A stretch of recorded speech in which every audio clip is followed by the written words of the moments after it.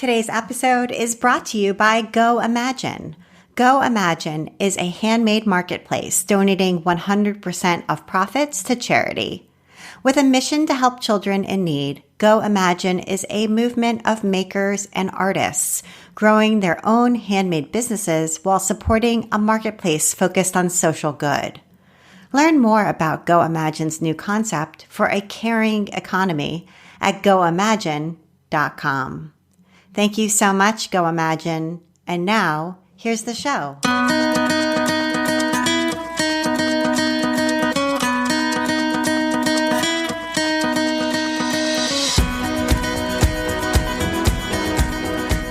Welcome to episode 205 of the Craft Industry Alliance podcast. I'm Abby Glossenberg.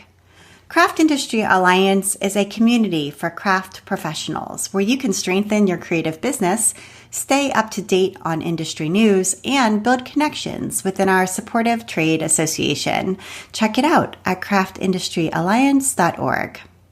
Today on the show, we're talking about tech editing and mentoring with my guest, Tian Connaughton. Tian is a Massachusetts-based knit and crochet designer and a technical editor, working with magazines and major brands. And she's also a business coach for handmade and fiber artists.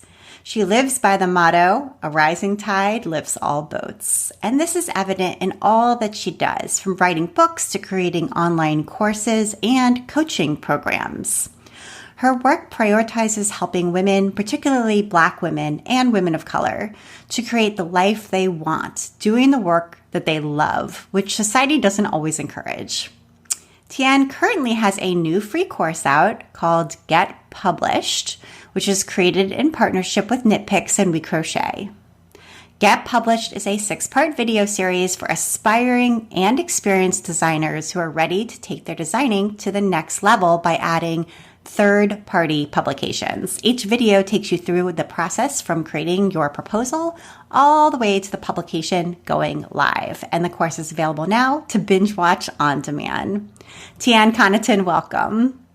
Hello. Thank you so much for having me. Thank you so much for being here. So I know that you live with your family now in Western Massachusetts, and I was out there this summer hiking Mount Greylock with my son, and it is just such an incredibly beautiful area with a really rich art scene too. I wonder, when did you move there? So I moved from Jamaica. That's where I was born. I lived there until I was about 11, 12, moved to the US. We moved to Connecticut. And when I got married to my husband in 2001, we moved to Springfield, Massachusetts. So I left my state of Connecticut, moved to Massachusetts. And when our son turned 5, we decided to move out of the city into this quiet country space with almost 4 acres, because I had in my mind that I would start a little farmlet with goats and sheep and chickens and all that stuff. And after about 12 years, I still only have chickens. No sheep yet, but we'll see. And so you grew up in Jamaica. Tell us a little bit about your childhood. What were your parents doing for work when you were growing up, and what were you interested in? So my father was in construction. He built houses. He built a house. We lived in there. And my mother would be what you would call a homemaker, right? She raised chickens. She did, side things that moms did to bring in extra cash into the household. And for me, education was everything. I read a lot. As an immigrant, you only have a few choices for occupation: engineering, doctor, lawyer, nurse, right? So those were the things I was led to go into. But after a few years in college, that wasn't for me. I went the liberal art route, and now in this fiber space, right? So after college, I went into finance and accounting, and now I'm doing this thing that I don't even think my parents really understand what I do. So you were working after college in kind of corporate America, it sounds like. And I'm wondering, well, maybe you can first tell us exactly kind of what you were doing there, and also whether some of the skills maybe that you developed during that time cross over at all, even though it is so different, into what you're doing now? Yeah. So I was doing finance, corporate finance and accountant. And while I was in that space, I was listening to a lot of podcasters who were doing a lot of creative things. Yours was one of them, on my hour plus commute to work every day. I'm driving in the car by myself. I would just listen to podcasts with all these amazing women doing creative things.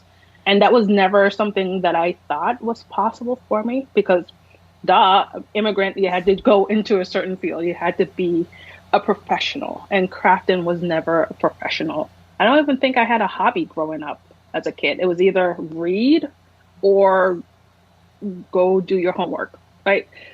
So having that time when I was traveling, an hour to work, driving and listening to all these creative podcasts, it just started to trigger something in me like, I wonder. And from that, I wonder, I kept listening to more podcasts, reading more books, and trying to figure out how can I leave this corporate world that I really didn't love. I mean, it was okay, but I didn't really love it. It was just what I was expected to do. But having listened to so many different women doing things that they really, really love and had that passion, I started wondering, could I have that passion? Could I use some of the time and money that I was generating from my corporate day job to try to help me to build something that I actually really love? Okay. And at that time, I know you didn't learn to knit or crochet as a child. As you just said, you barely had a hobby at all. So how did you learn was it crochet first? How did you learn how to crochet? Yeah, it was crochet, and thank you to corporate. I learned from a coworker, this older woman that, she was there crocheting at the kitchen table in the break room. And she would crochet and we'd be watching the news. And this was around 9/11. So we'd be watching the news on TV and she would just be stitching and her hands would just be constantly moving. And she'd be watching the screen and having a conversation with us. And I'm like, how the heck are you doing this? And just talking to her, it just kind of had that calming effect, just watching her hands just move. And after about a month or so, I asked her, I'm like, can I try? Could you teach me? And she's like, yeah, let's go to the Walmart down the road. And that's where we started. We just picked up some cheap yarn, some hooks, and every day we were just making square things or rectangle things or whatever shape it would be. Because, in the beginning, my crochet was not straight. So it was just some wonky things that we would make. But it kind of relieved that kind of pressure from corporate and from what was happening in the world. Yeah, absolutely. And I love the fact that you went to Walmart to get your initial supplies, because I think it's a great reminder that for many people who are just getting started in fiber, that's where they go. They go to Walmart or one of the big box craft stores to purchase supplies. They don't start out with the expensive, hand-dyed yarns or anything like that. And there's no shame in that. That's actually the great entry point for the majority of people. Absolutely. And for many years, I did not know what a local yarn store was. It was Walmart. And then when I discovered Joann's and Michael's, it was like the heavens opened.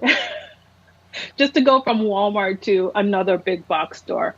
And it wasn't until years later I discovered Webb's, which is local to me, that I was like, okay, this is serious. Yeah. How did you find out about Webb's? Was it from somebody online? No, I have relatives who obviously worked there. My brother-in-law worked there when he was in college, and he would always tell me about this yarn place. And I'm like, okay, I know Joann's, I know Michael's. I don't need this other Webb's place, right? And eventually I kind of listened to him. Don't tell him that. And I went and explored and I found it and I walked in. And if you are familiar with Webb's, it's this massive yarn store you walk into, and at first it's overwhelming, and then there's the smell, and then there's all the yarn and all the colors. But it's just like a little piece of heaven. Yeah, absolutely. That's great. That's a great journey. So, okay, so you learned how to crochet from your colleague while still in your corporate job, and then you learned how to knit sometime not too long after that. Is that right? It was a while It after. was It okay. was a while. And unfortunately, and this is embarrassing because my mother-in-law does crochet, does knit, and she always for years was like, "Come on, let's knit together." And I'm like, "Nah, one hook, it's all I need. I don't need this two needle craziness. This is just madness, wielding around two needles. Nah, don't need it." And it wasn't until years later when I started watching the HGTV show Nitty Gritty. I Oh don't know if you yeah, remember that. yeah. My son was a toddler then, and I was just like home with him. I took some time off from work, and I was home with him, and I was bored. And I started watching that show, and I saw what crochet was, and I saw what knitting looked like, and the difference. They were similar, but it was just like the drape was different, the fabric was different. And then I didn't meet, but I saw Shirley Payton on that show. The first time I saw a Black woman in the arts doing this work, and I was just like, oh my God, she kind of looked like she could be like an aunt, right? And it was just kind of like that triggered something for me, like, okay, if she can do it, then I can do it. And so, how did you learn? Did you go back to your mother-in-law, or did you learn on YouTube? I went to books. Books? YouTube wasn't a big thing back in 2006 Oh no, ish, no, right. 2007. Yeah, so I went to books. I went to the library a lot because, like I said, my son was a toddler. I was home with him, so we would do those mommy and me times. And then while he's doing that, I would go over to the craft section and grab some books. So every day I was coming home with new books and just kind of practicing that way. And then eventually I told my mother-in-law, and she started showing me some things. Right. But I'm one of those people why I like to learn on my own. I don't really need you to kind of like push me into it because then I'm not going to do it. I have to discover it on my own. Yeah, 100%. Okay. And so, how long after you actually learned these skills did you begin designing? Because it's one thing to learn to crochet well and to learn to knit well, but it's actually quite a different thing to design patterns for both of those things. Yeah, I mean, it didn't. Once I started knitting, the design bug hit really fast because I was trying to figure out, okay, I like this pattern from this book, but I don't like this thing. And I don't know why it took me learning to knit to want to design because I didn't really see a lot of interest in. It could be because I didn't see a lot of interest in pattern and crochet at the time. I was just seeing blankets, scarves, rectangles, square things. And with knitting, I was seeing interest in shapes. I was seeing garments. I was seeing bags. I was seeing other things. And I think that might have triggered why I wanted to design my own things because I was seeing so many interesting things with knitting. And I was just going through patterns and not liking the length of something, not liking the width of something, and starting to modify patterns. And once I figured out how to modify patterns, it was just like game on. I can start from scratch. I can calculate the stitches to cast on. I can calculate how wide I want this thing. And So it was just, what was the first pattern that you ended up publishing? I think it was a fingerless mitts. I was working on a fingerless mitt from a book and I just didn't like it. I couldn't understand it. So I'm like, forget that. I'm just going to start my own. And I measured my wrist and I did some cast on and I did some very crude shaping. I think it's still up on Ravelry. And the writing back then was awful, but that's how I started.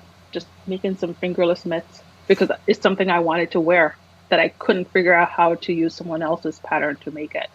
And I'm wondering because you do coach a lot of aspiring designers now, and you were an aspiring designer at that time, I'm wondering what kind of hurdles you felt like you faced, trying to break into a new industry really as a designer. I think for me, it took me a lot longer to quote unquote break in because I was just hiding for a long time because I didn't see anyone that looked like me. I thought that you had to have, long blonde hair to be a model. You had to be a certain size and I wasn't that size. So I wouldn't model my own things. And I was just kind of like, even my avatar on Ravelry was like just a cartoon cat. I wasn't even a human person because I wasn't confident in myself that people would take me seriously, looking the way I did if I presented my whole self. And I think that has really helped me with the students that I work with to like, hey, just be yourself. Just show up fully as yourself because that's how you will reach people who resonate with you. And when I talk about, fitting into a sweater and being brave about wearing it, where a few years ago, I probably would not have shown like, that I have this baby belly, right? My kid is 17. So it's like it's not baby fat anymore, but it's just being brave about, hey, I'm wearing the sweater. It doesn't look as smooth as it used to, but that's okay because I've been able to create it to fit the body I am in right now. And I'm darn proud of this body. This brought me through this pandemic. So when I talk about, where I've been, I try to also talk about all the mental struggles that I went through for myself because it wasn't easy coming up to where I am now. It took a lot of me pushing myself and getting out of that corner of being that wallflower that's like, oh, people will discover me if I put out good work, because that doesn't work, right? We always think, oh, I just need to have like the best patterns in the world. I just need to do this and people will find me. But I learned the hard way that I can't just hope people will find me. I have to actually go out there and put myself out there and share what I'm about, share my values, share that I am for folks who look like me, even folks who don't look like me. But I want to have this position where as I'm learning something, I want to make sure that the people coming up behind me is learning that too, so that they don't have to spend 10 years trying to get to where I am, but it could take a shorter period of time for them. And was there a defining moment or a pivotal moment you can point to where you actually did show your face or did show your body, or you just show yourself in a way that got some positive feedback or attention from your audience that made you realize, okay, I don't need to be a cat avatar. I can be myself? I think it's when I was about to hit 40, like that pivotal age where I was just like, I've survived this long. I've done so much, right? I don't care anymore. And I think for me, that's what had to happen. I had to hit that milestone in my age where I'm like, I've accomplished so much stuff. I have this amazing family. I have this amazing house. I have all these things. Why am I still afraid? And I think hitting that age milestone where I've accomplished so much that I can just like, hey, I've done this. And I don't think I would have felt like that in my 20s when I was just still trying to discover myself and trying to make my way out in the world. But I hope that I can show others that you don't have to wait till you're 40 to get there. You just have to kind of look at where you've been, what you've done, and to appreciate that you did a lot. Even if you are 20, you've achieved a lot and you are worthy of showing up fully as yourself. And I think for me, it was just me hitting that milestone age. But don't do that. Please don't do that, you guys. I want to take a minute now to talk with our sponsor, Go Imagine, and Go Imagine's founder, John Lincoln. My name is John Lincoln. I'm the founder of Go Imagine. And what is Go Imagine? So Go Imagine is a handmade marketplace that's donating 100% profits to charity. We're actually the first ever marketplace to donate all our profits to charity. And we're really a community of makers and artists in the United States that are working together to grow our handmade businesses while also helping children in need. And what does that mean when you say donating profits to charity? Is that something that the makers themselves are doing? Yeah, people ask that a lot. No, so the whole business concept is that our company is the one donating our profits to charity. Makers still make their money like they would normally make.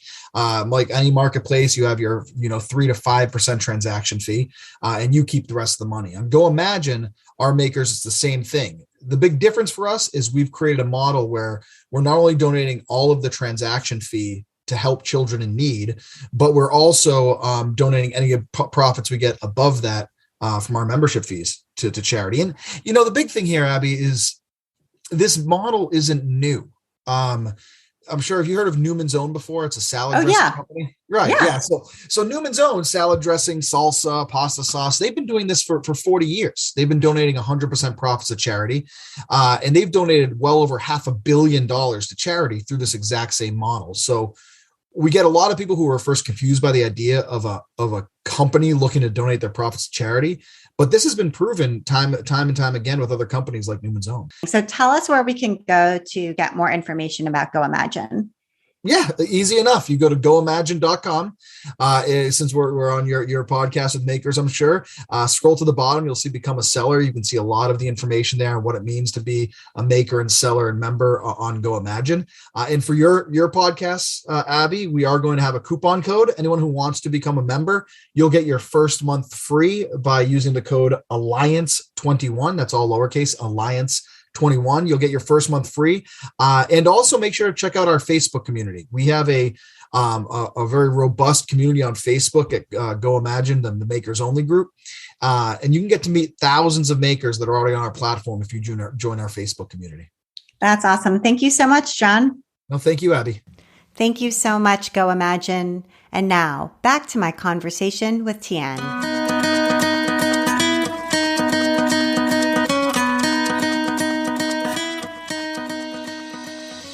So you left your corporate job and you knew how to crochet and you had this one pattern for knitting in these fingerless gloves that was up on Ravelry. So talk a little bit about how you actually built this business. It sounds like patterns, maybe self-published patterns were the first income stream. So how did it develop over time to actually become a business? Definitely self-published patterns was how I kind of built my confidence to be able to do other things. But I think for me, when the business really started was when I started getting serious about third-party publication and working with other publishers to stand out and to get more notoriety and more exposure, right? Because self-publishing, great, I could sell one or two patterns and make $5 here and there. But if I sell a pattern to a publication, I'm making hundreds of dollars with that one pattern. And then when the rights come back, then I can sell it again. But that's how I really built my business. That's the model I was going with, is to reach a bigger audience through someone else's audience. Right. So I would work with Interweave. I publish with them. I publish a lot with Knit Picks and We Crochet, and they have a bigger brand. So being able to submit designs and make more money off one pattern allowed me to do other things that I really wanted to do, more passionate projects, like put out self-published patterns that didn't really fit a publication, but it's something that I really wanted to put out there. So it's having that kind of business model where I was getting the bulk of my revenue from third-party publications that could supplement the other projects that I really wanted to do. And from that, I was able to show other designers how I was able to build that business model and show them that, hey, that $5 pattern is great. It's a great starting point. It's a way for you to build your confidence and make some revenue. But if you want to make more and have this sustainable lifestyle, you got to think bigger. And that's what I've always been about. How can I take this thing that I love and make it bigger?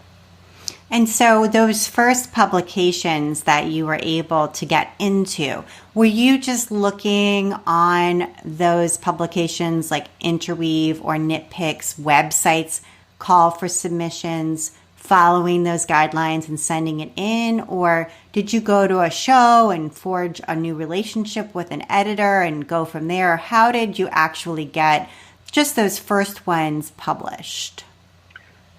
So the first one, I think I studied that magazine for maybe a couple of years before I even submitted, because I'm one of those people, like, I need to know exactly their writing style, exactly the kind of things that they're looking for. And I think for me, it was really looking at Knit Picks. They had their IDP program like a decade ago when they first started, their Independent Designer Partnership Program.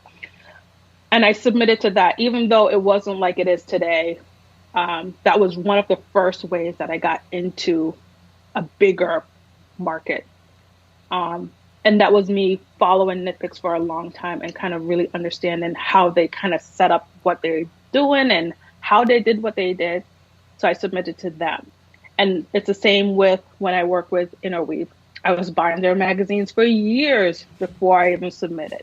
And for me, it's just me wanting to know exactly what that publication is about. Are we in alignment? Are their style really in alignment with who I am and what I want to put out into the world? Yeah, absolutely. I think that's great advice to really study what their point of view is all about before submitting. You're much more likely to get accepted if the project and the writing style, et cetera, aligns with the way that they're already publishing. So I think that's really smart advice. And I know you haven't yet written a book of patterns. Is that something that you want to do at some point? It's a huge effort to do something like that. But I wondered, since you have designed so many pieces for magazines, whether a book is in your future. Oh, I would love to. I have so many ideas of books, of different types of books I want to write. I want to write pattern books, knit and crochet. I want to write novels. I want to write more books to help people. So I have a lot of ideas. I just hope I get to the age where I can actually do it. And how did you begin mentoring or offering business consultancy to aspiring designers? Did people, I'm imagining people like DMing you on Instagram, asking questions, or how did you forge that first client relationship? Yeah, I mean, I was talking about business stuff on Twitter, if you remember Twitter. Yeah. And early Facebook. Early Twitter. And, yeah, and just talking about businessy stuff like that. And then a few people would reach out and it would be very sporadic because I didn't know what marketing was all about. I just knew how to put the thing out that I liked. And then I started really studying marketing. And then it wasn't until I got onto, Instagram and more into Facebook that I really started to market and say, hey, I used to get DMs and questions about certain things. Now I'm going to put together packages and offer different kind of programs to help people, right? Because I was seeing, especially with the designing piece, I was seeing a lot of designers come through and they were just like, I don't know how to do this, or how did you format this, or how did you do X, Y, and Z? So instead of me, talking to just one person, I would just put out like a news blast on Twitter and Facebook and just kind of talk about that topic. And from there, I would get clients. Yeah, and it's great to follow that demand, right? So I think it's so important to just listen. Like, what are people asking? What are they asking about? What are you getting asked about more than once? And using that information to create a product that will meet that demand rather than necessarily coming up with some idea yourself that maybe the market doesn't want. So you're more likely to succeed if you're listening carefully to the suggestions and questions that come your way based on what you are putting out into the world. Yeah, and I did that too. Especially with patterns, right? When I would market my patterns, I would talk about, hey, I did this. I did, it's because I wanted this, instead of talking to the person I was trying to get to knit and crochet this thing. So it's really that mindset shift around. It's not about what I wanted anymore. It's what I can provide to the people who are talking to me and asking me questions. And it's really that mindset shift that really helps you to, as a business owner, whatever your business is, to really reach the people who really want what you have to offer. Because no longer it's about, hey, I can do this thing for you. No, it's what do you need and how can I support you? Yeah, absolutely. So you created, I think they're both ebooks. Is that right? Yeah. 2 self-published ebooks that teach people how to do this. So tell us about each of those and kind of what they contain so people can kind of think through whether this would be something that would meet their needs. Yeah. So the first one I wrote was how to start designing, because when I started designing, it was just a mess. It was just a crapshoot. I just didn't know what I was doing. So I created that ebook to help new designers who were kind of thinking about, I might want to do this thing, but I don't know exactly how to start or what the steps are. So I created how to start designing, and that's available on my website. And then from that, I was seeing a lot of designers who didn't know how to market. They were just talking about, hey, my pattern isn't selling. I feel sleazy when I'm talking about it. So I created the pattern launch plan, which is really to help my designers to think about marketing differently. It's not about shamelessly self-promoting your work, because at the end of the day, it's not about you. It's about what your pattern can do for your audience. And that's why I created that book. So it's really a sequence of learn how to design. And then once you have that design, let's learn how to market that pattern. And now you've got an online class as well in partnership with Knit Picks. And that's super exciting and interesting experience to record an online class. So I'm wondering how that partnership came about and what that experience was like for you. Yeah. So at the height of all the diversity conversations in the fiber industry, I saw that conversation going in a different direction. I didn't just want to see Black and brown folks on the cover of magazines, because that's what a lot of people are talking about. I want to see more brown models. I want to see more Black models. And yeah, that's great. I want to see that too. But I wanted to also see people on the inside who are working on these patterns, and not just, just having a Black figure on the pages of the magazine. So I pitched this idea to Knit Picks and We Crochet early 2020 and say, hey, I want to see more people of color in the fiber industry designing. Mm-hmm. And I think the barrier of entry is not that they don't know how to do it necessarily. It's because, I guess the barrier of entry is not knowing how to do it. It's not that they are stupid or they don't have the talent or anything like that. But the reason we weren't seeing a lot of a diverse group of designers is because we don't see ourselves, we don't see examples, we don't see representation. And also, it feels like, for me, I'm going to say this for me, it feels like a clique. When I was starting out, I didn't see a lot of people. I would reach out to folks asking them the process, and it was just kind of like crickets. People wouldn't respond back. And it's like, I'm not trying to take anything away from you, because there's more than enough room for you to design and for me to design and for all of us. And that's sort of really the idea I kind of went into this with is, I can be a designer and I can make money, and you can be a designer and make money. So I wanted to bring as much information out into the world as possible, with the focus and the initiative being, I want to see more people that look like me in the fiber industry. I want to see more Black girls, more Black men, transgender, non-binary folks come out and say, hey, I want to be a designer too, and have tools that they can follow step by step, right? And not saying, oh, I asked this person and I didn't get a response. Or I asked this person and I didn't get a response. Because I do get that from clients I work with, where they've reached out to people and it's just like crickets. And I'm like, in this day and age, 2021, you're still hoarding information. So that's the goal, right? That's the goal of Get Published. I don't want to hoard information. As much information I have, I want to help others, Black, white, brown, whatever. I want you to have the information so that you can go out and pitch your idea to a publication. Even if it's your very first design, we walk you through the process of, submitting, what to expect if you get accepted, what to expect if you are not accepted, and to know that it's not you, right? There's a lot of mindset work in this course as well, because I don't want people to get rejected and think, oh, I'm awful, I'm the worst designer ever, I'm never doing it again.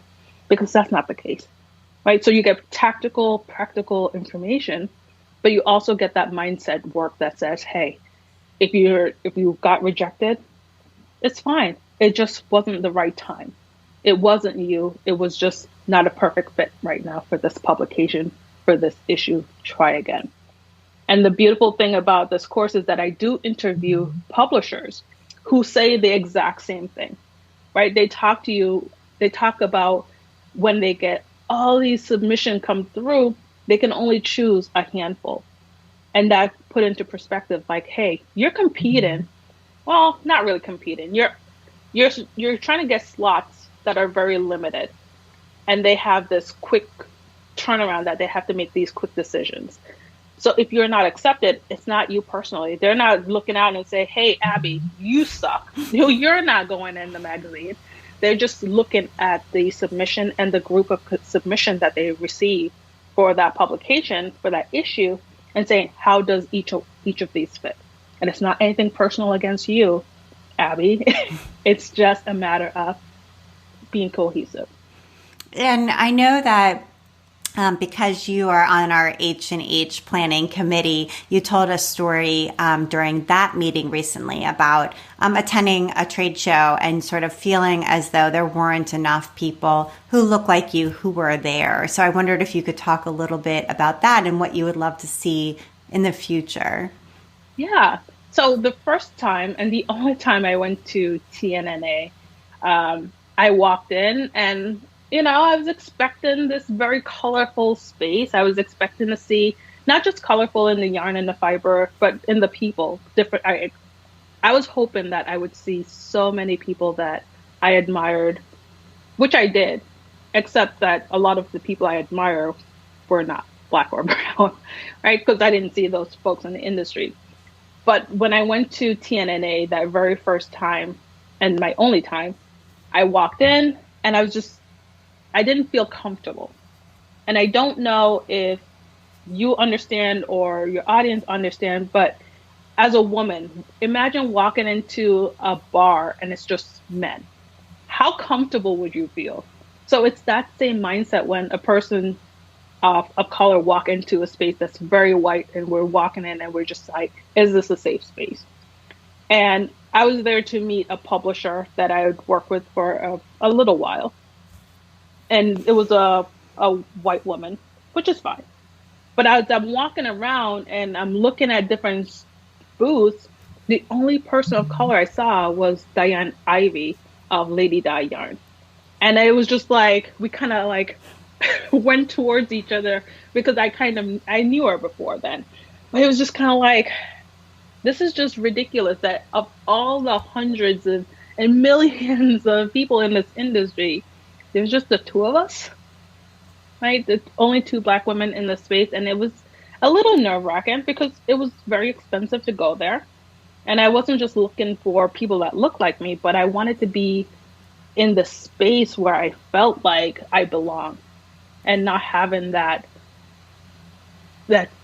not having people that look like me is only one piece of the connection that's missing from a lot of these trade shows and things like that.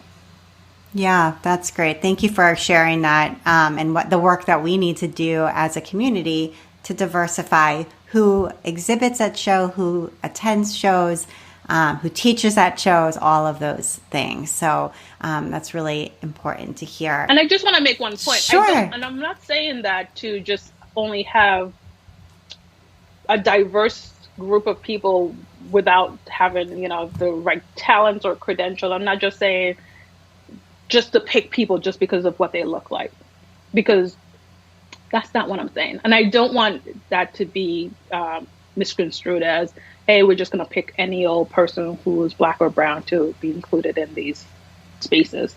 But to take that extra effort to find those talents in your industry and invite them in. And not just invite them in and say, hey, come here and come be this space, but to make the space also safe and make it a place that we all want to be at. Absolutely. That's really important. And I know that you have some creative bug classes coming up as well. So that's another, as we talked about, building this business, so self-publishing patterns to start with, then working with a variety of magazines to widen your reach. And bring in a little bit more income as well. And then creating these 2 ebooks to teach clients how to get into designing, and then teaching an online class about that same sort of business topic with Knit Picks. The creative bug classes are another piece, and you can start to see all of these little pieces coming together that really creates for many people who work in the crafts industry a business, it's got to be created about multiple income streams. So talk a little bit about your Creative Bug classes. I don't know anything about them, so I'm interested to hear what you're doing with them. Yeah, so I have 4 classes that will be coming out, and they're staggered. And I'm not sure the dates on the others, but the first one is coming out later this month. October 20th is the date I heard, so fingers crossed that it will happen. But speaking of multiple streams of income, I am a big proponent of not just having all your eggs in one basket, right? But I do stress that has to be done strategically and not trying to have 10 baskets set up all at once, because, you're going to break some eggs. So be strategic about your business model and how many streams of income you want, and not rush into creating a ton of them all at once, but to start with one, get really good at that, then build another, get really good at that one, then add on another one. And I like to think of it as a staircase where you're just kind of going up one stair, you level off a little bit, get really good, then you add another one. And that's how I think of my multiple streams of income. But getting back to my Creative Bug class, I just wanted to point out that about the multiple streams of income, that it didn't just happen overnight. It's been over a decade in the works. But for the Creative Bug class, the first one is crochet a lacy tee.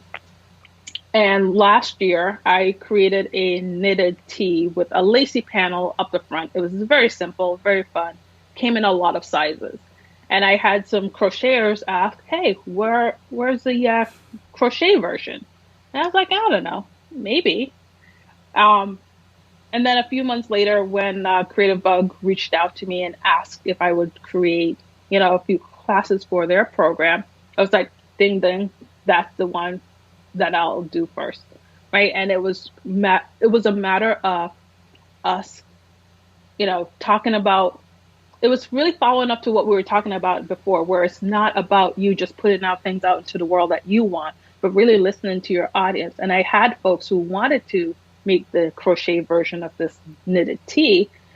So that was how that class came about. And by listening. Yeah, absolutely. And I know it's COVID time, so the process with Creative Bug is somewhat different from prior to COVID, but did you fly out to San Francisco, or did you have a crew come to you? How did the filming work? Yeah, we flew out to San Francisco. We were there for about a week. Of course, we had our shots, double vaccinated, all that good stuff, double masked the whole time. Since the time we got out of our cars at the airport in Connecticut, double masked all the way until we got into our rental in California, which is a long day to be masked. But I have a kid at home. I can't get sick. So it was taking all those precautions. And while we were there, the first few days, it was very light. It's a very open room, very airy room. It was only 4 of us there. We're all distanced, right? And while we weren't recording, we were wearing our masks. So it was really safe. And I really enjoyed that they were conscientious about the safety. Everyone had their vaccines. So it was just kind of like, I know we're all safe, but let's be extra, extra safe, because we're here together for a week, and I don't want any of these guys to go home and bring anything to their families as well. And what did you learn maybe about yourself, or how was that experience of actually, stitching while on camera, having to say what you were doing? I mean, I filmed online classes myself, and I know, you've got all of these cameras pointed at you, you're wearing a microphone, and you mess up, of course, because we all do. And so just talk a little bit about that process, because I think a lot of us watch Creative Bug trailers or are members and watch Creative Bug classes and wonder, well, how is this all created? Yeah. So you walk in and you're sweating bullets because it's like there's lights, there's cameras, and it's all scary and new, right? Especially when they're micing you, you're like, oh, okay, calm down. But I mean, the experience it can be overwhelming if you haven't done that before, which I hadn't done that before. Having people, tell you to look at this camera and then pause and then stitch here and do this. And, oh, that's not the word you're supposed to use. You know, you said double crochet instead of single crochet. So that was really interesting, having a crew that was there to help you and guide you and make sure that you put out the best product into the world. So that part was really, really amazing. I think for me, being an introvert, it was just kind of like, okay, it's going to take me a while to really warm up to this situation. I'm sweating bullets the whole time, but I'm just going to have my 40-plus-year-old self step in, right? This diva persona, and just kind of do the work and take their critiques, take their feedback. Hey, look at the camera when you say this, say it like this, right? So it's really about being comfortable with being collaborative, because it's not just me saying anything I want, however I want, but to really take their advice, because they know their audience. They know what their viewers want to see and how their viewers are going to accept or not accept something that I say and how I present material. So it's really about me coming in with, this is what I want to teach, this is how I want to teach, but having that collaborative mindset of, hey, these are not my audience. This is not the people who normally would watch me, and trying to figure out how to adjust to their market.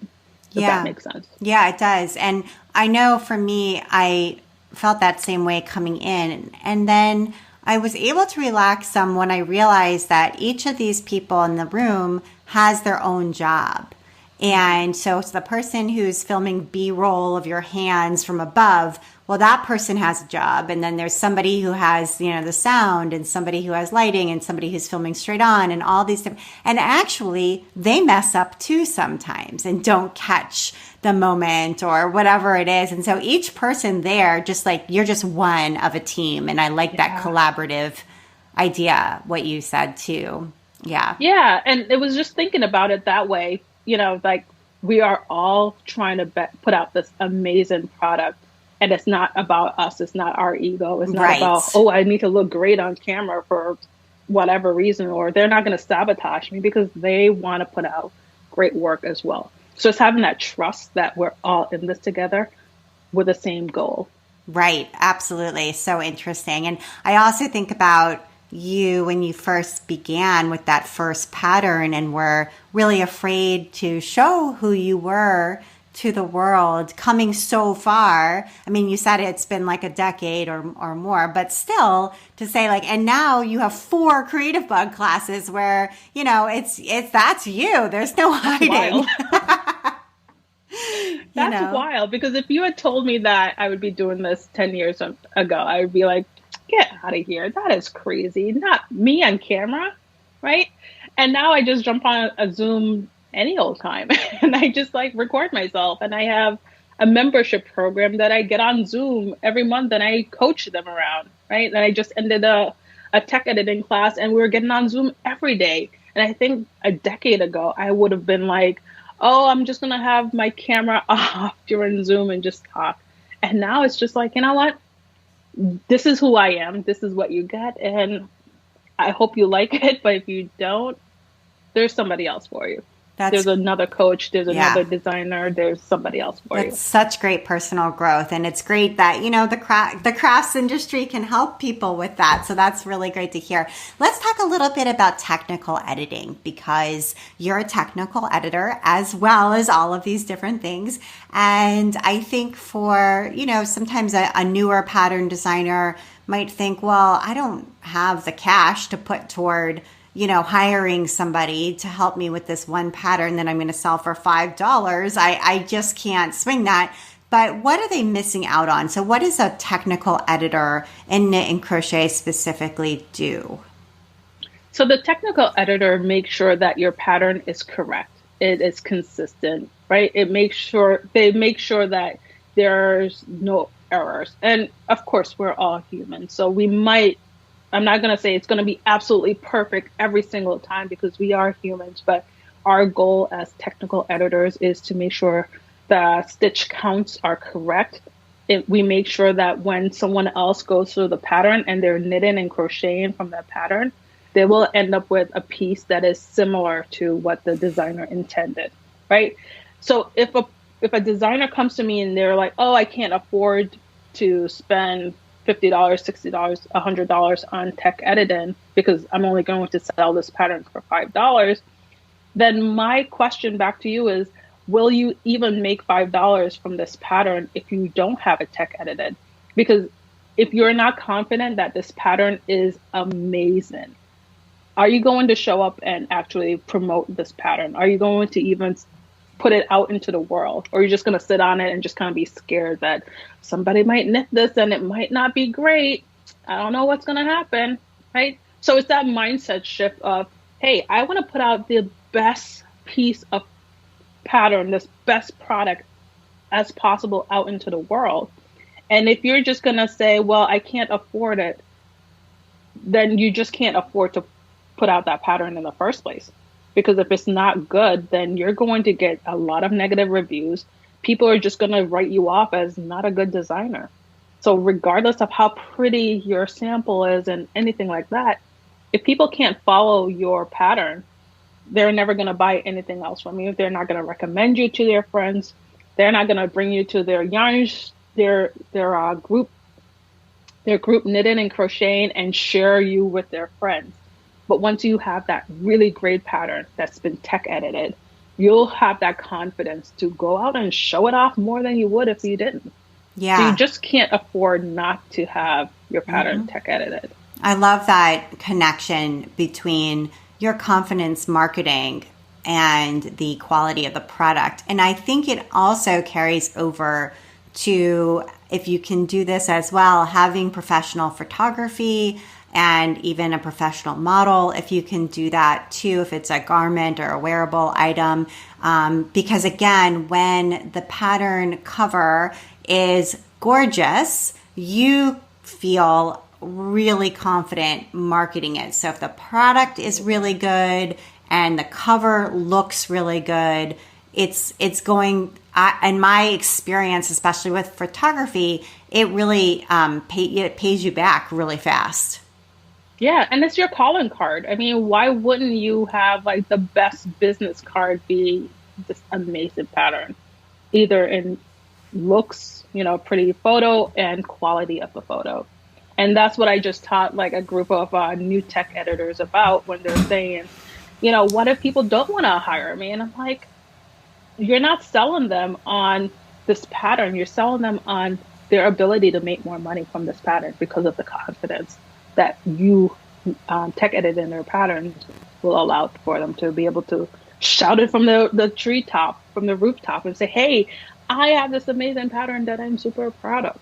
Right. And yeah. if you're not proud of it, you're not going to shout about it. Right. You're just going to kind of whimper and kind of whisper, and that doesn't sell. Yeah, that's so interesting. And talking to tech editors about how to market their own services to and convince pattern designers that they're worth paying for. So there's so many facets to this. It's so interesting. And I know you also, one of the things that you would talk about in some of these courses and ebooks and programs is around getting yarn support, especially when maybe, going out and buying skeins of yarn is not in your budget. So can you talk a little bit about how a newer designer might go about appropriately seeking yarn support for a pattern? Yeah, and I made sure that this was one of the lessons inside of the Get Published course, because this is a question I get all the time. How do I get Knit Picks to send me yarn? And I use Knit Picks and We Crochet a lot as examples because I work with them a lot. And they are super easy to work with, right? So if you are looking to work with a yarn company, first think about that yarn company. What kind of things are they looking for? Who are they looking to work with? Are they a big company or are they just this little dyer? Because the way you would approach a big company like Knit Picks and We Crochet is different than how you would approach a dyer who do like a batch, small batches, right? So for example, if I wanted to knit a sweater, I could go to Knit Picks and have no problem say, hey, I want to knit this sweater. It's going to be top down. It's going to have cables, stripes, all that stuff. You want to give them a lot of details about what you are intending to make. Give them a deadline too. Like, I plan on publishing this in the fall. Give them some sort of timeline. If I had a sweater that I wanted to go to like a small batch company like Fully Spun or some other small batch, I probably wouldn't go to them for a sweater's quantity because I know that their margin is so tight. They don't have the room to be sending me a sweater's quantity of yarn, right, compared to knit picks. So it's about approaching different dyers where they're at, right? And really talk about what's in it for them as well. And with anything that you're marketing, what is it in this whole relationship for the person that you're asking for something from? If I'm asking yarn from a small batch dyer and I'm looking for a sweater, hey, I'm going to talk about my Instagram is this many people. I intend to market it this way. This is the time frame I plan to publish. Maybe it's in time for a running back, so I can give you a copy and we can do kits and right. You really talk about how you can help that dyer with their business to grow too, because it's not just you getting yarn and like, oh, thanks, bye. It's about building relationships. And even with the big brands, you want to build relationships, but you can just ask in a different way. Yeah. And like with Creative Bug, it's that collaborative approach. And I think that having a collaborative approach is a really smart way, even with magazines. And even if you become a published author with one of the bigger publishers, it's always a collaboration between what you bring to the table and what they bring to the table and how you can both grow together and create a good product together. So yeah, that's super wise advice for aspiring folks. And so I want to get to your recommendations, if that's okay with you. So one of the things that you wanted to recommend was Skillshare. And I know a lot of people take classes on Skillshare, and Craft Industry Alliance, we have a discount with them for folks who want to sign up. So what are some of the classes that you've enjoyed on that platform? So lately, I've been wanting to write, not just, nonfiction anymore. I want to get into fiction writing. Crazy. I don't know. Where did this come from? But I've been watching a lot of videos about writing and character development and plotting and all this stuff. And it's just like my mind is blown. And it's like I have so many ideas, but I just don't know how to put it all together. And the courses that I'm watching are really helping with that. That's great. So if you want to learn something new, take a look. There's a whole huge variety of courses there. And they're also working with some knitting and crochet designers too, to create some really beautiful classes on Skillshare. There's a lot there. Yeah. And then you also have been visiting your public library. Our public library here in town is under construction. So it's been closed for a few months. And I was just talking with my daughter this morning, and we're waiting for it to reopen at the end of the month. Yeah. So the first place we went to when we moved to this town was the public library because, we're all nerds here. And we go there all the time. I'm even on the board now for the last few years, Board of Trustees. So I spend a lot of time at the library. Well, not physically at the library because of COVID time, but I do bring home a bag full of books, maybe every couple of weeks. I'm there all the time. Before COVID, I would just bring my laptop, go into one of their rooms and just kind of like set up shop and just have, a quiet space outside of my office to work. And then know that, I could step out and chat to the librarians and like, all right, back to work, where it's not so lonely. So I do miss that about my library. They're open right now, but I'm not open to going out yet, just quite yet. I'll give it a few more months. And I know that you've been reading a lot of books as well. And do you have any book recommendations for our listeners? Yes. I do. The book I'm reading right now is Rachel Rogers' We Should All Be Millionaires. I don't know if you're familiar with her. I'm not. Yeah, she is a Black business owner, Black woman She's on Instagram. I think I met her on a creative live class. I saw her and I've just been kind of following her. I'm in her membership program. And she has this attitude of, it's about making more money, not just for the sake of making more money, but because of the things that you can do with money.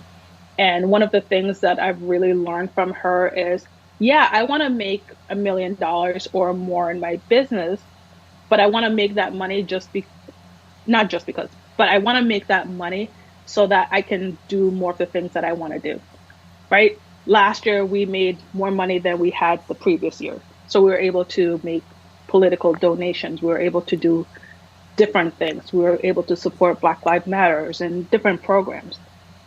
And I think one of the things I've learned from Rachel is it's not just about the money you make, it's the impact that you can make with it.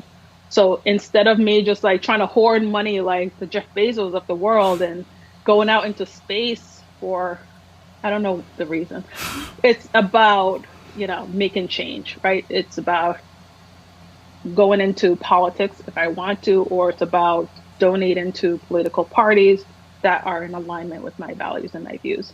That's wonderful. And what a great note to end on. Tian, thank you so much for taking the time to be on the Craft Industry Alliance podcast. I really enjoyed talking to you. Thank you so much. I love your podcast. I've been listening to you for years before it was Craft Alliance.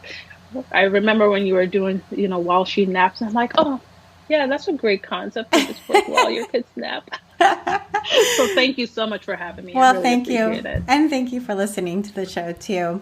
And you've been listening to the Craft Industry Alliance podcast. I'm Abby Glassenberg. Today's episode was brought to you by Go Imagine.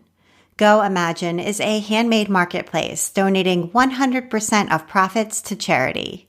With a mission to help children in need, Go Imagine is a movement of makers and artists growing their own handmade businesses while supporting a marketplace focused on social good. Learn more about Go Imagine's new concept for a caring economy at goimagine.com. Thank you so much, Go Imagine.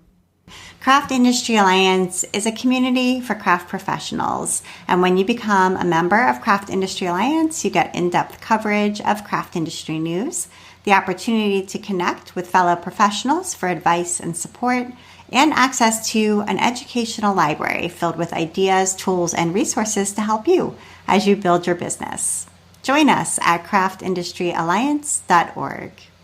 Thank you so much, and I'll see you next time.